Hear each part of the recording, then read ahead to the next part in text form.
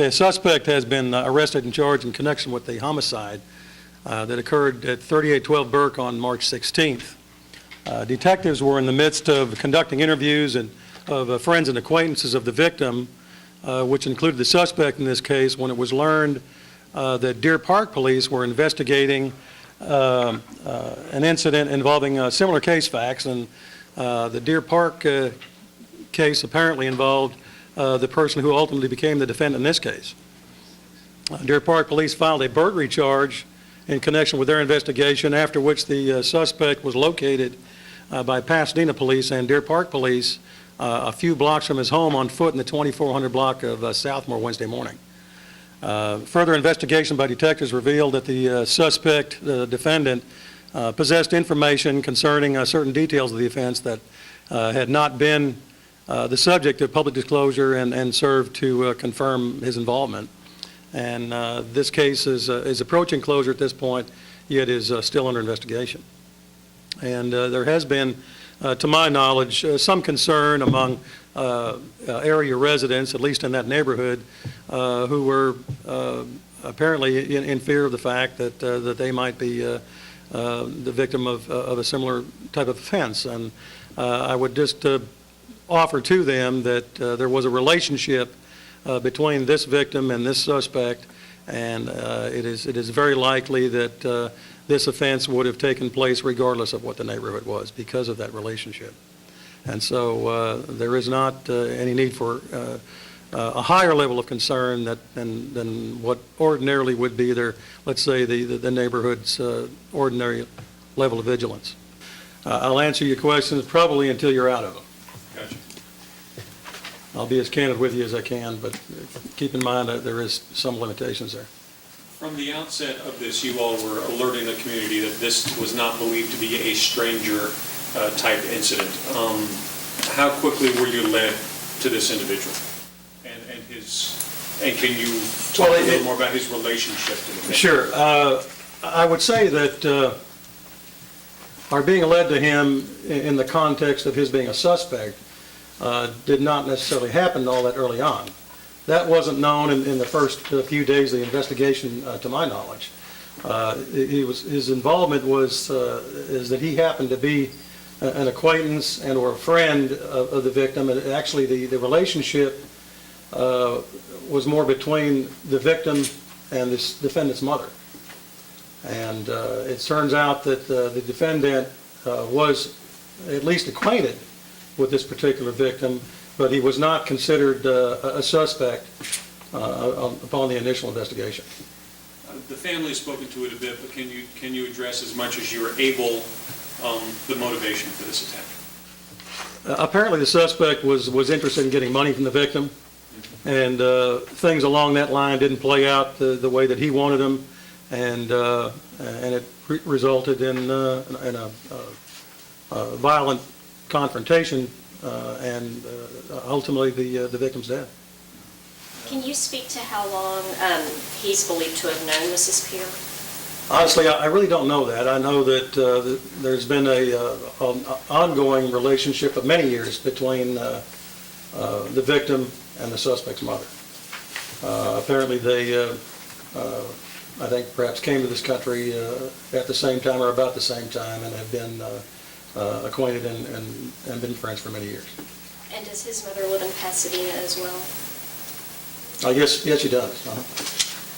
Well, this is right to that last paragraph that you warned us about, but I guess that would, can you answer whether he has confessed to this or not? He did acknowledge involvement in the case, and I think what offered credibility to that was his statement concerning certain characteristics of the scene and conditions and so forth that led us to believe that his acknowledgement was genuine. We believe, or at least the family believes, that drugs are at the heart of this.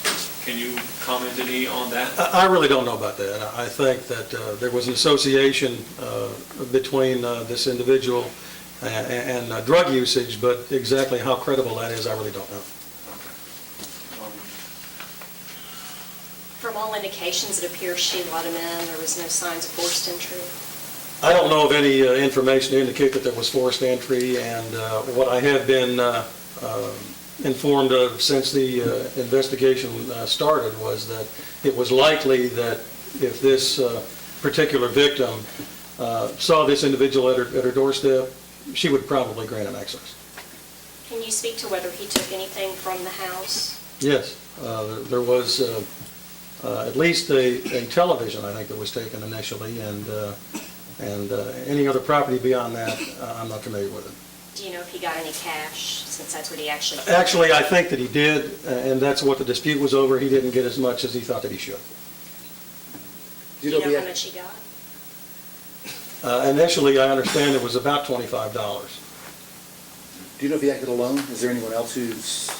We don't have any information or indication that anyone else was involved besides the person who's been charged.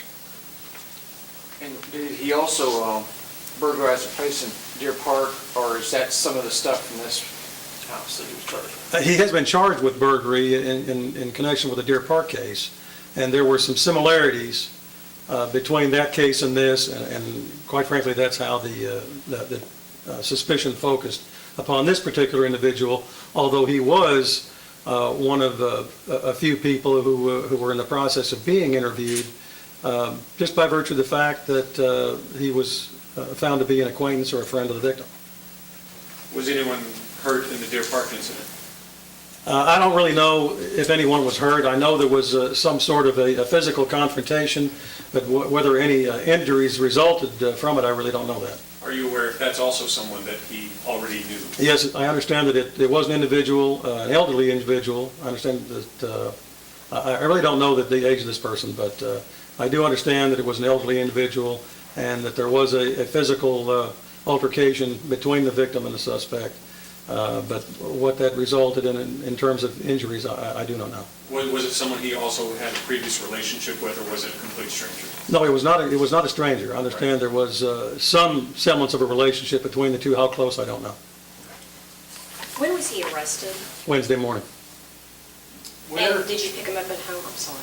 Did you pick him up at home, or did he come in with No, you? it's in the press release there, but he was on foot in about the 2400 block of Southmore, which is a short distance from where he resides.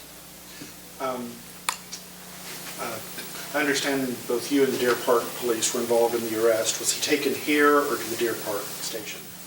He was taken here. Here.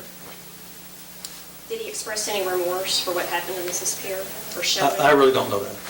I really don't know. Anything you would like to say to folks in that neighborhood who, regardless of what you all had told him, were still very, very concerned this past week and a half? Well, I think that, it is important for them to know that, at least in our opinion, that this homicide probably would have occurred regardless of where this particular victim lived.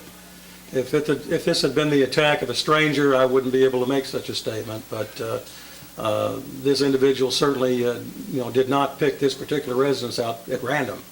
It was because of the relationship between the two that it played out the way it did.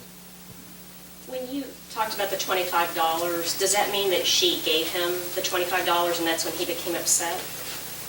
Well, I don't know that I'm in a position to give you assurances that that is exactly what happened, but it is my understanding anyway that that $25 was offered or exchanged, and that wasn't enough to suit the defendant from what I've been told. Are there any other outstanding burglaries that would fit this guy's, mode of operation? You talking about in Pasadena? Yeah, because, it's clearly the two cases they appear to be related, right? Right. I don't know of any others that would follow that particular method of operation.